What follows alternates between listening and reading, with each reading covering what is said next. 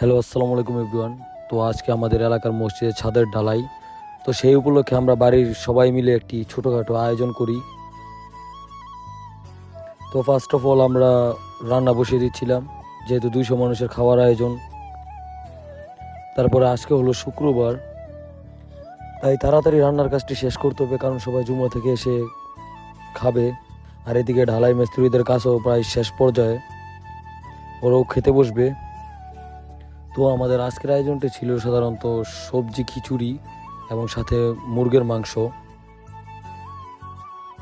এদিকে সাকিব মাংসগুলো ঢেলে দিচ্ছিল এবং এইদিকে সিয়াম মাংসগুলোকে মশলার সাথে মিক্স করতেছিল। এদিকে সাকিব সাইডে দাঁড়িয়েছিল,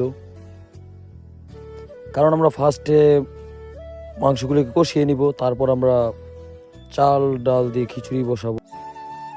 এদিকে মাংস কষানো শেষ হয়ে যায় এবং আমরা সবাই মিলে টেস্ট করতেছিলাম কেমন হয়েছে, এবং আলহামদুলিল্লাহ ভালোই হয়েছে, নিজেরা যেহেতু রান্না করতেছিলাম। এবং এদিকে খিচুড়ি বসিয়ে দিচ্ছিল নাসিম ভাই, এগুলোকে মিক্স করতেছিল, সবজি, আলু, চাউল ডাউল। এবং এদিকে জাকারিয়া প্যান্ডেলের কাজ করতেছিল, কারণ এখানে বসে আমাদের মা চাচিরা খাবে। তারপর আমি ছাদে চলে যাই দেখতে ঢালাইয়ের কাজ কতটুকু হয়েছে। দেখলাম প্রায় শেষ দিকেই। দেন আমরা ঢালাইয়ের লোকদের খাওয়াচ্ছিলাম এবং ইয়াসিন আমার সাথে ভুল ধরে দাঁড়িয়েছিল, আগায় দিচ্ছিল।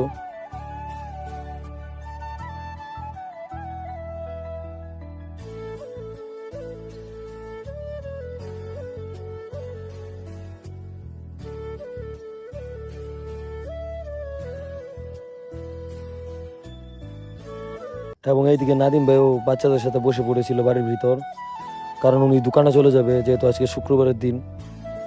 দেন আমরা সবাই খেতে বসি। এদিকে নাদিম ভাই ভিডিও করতেছিল আমাদের, আমরা নাকি অনেক বেশি খাচ্ছি। তো এই পর্যন্ত ছিল আজকের ব্লগ। যদি ভালো লাগে তো লাইক, কমেন্ট এবং শেয়ার করে পাশে থাকবেন। আসসালামু আলাইকুম।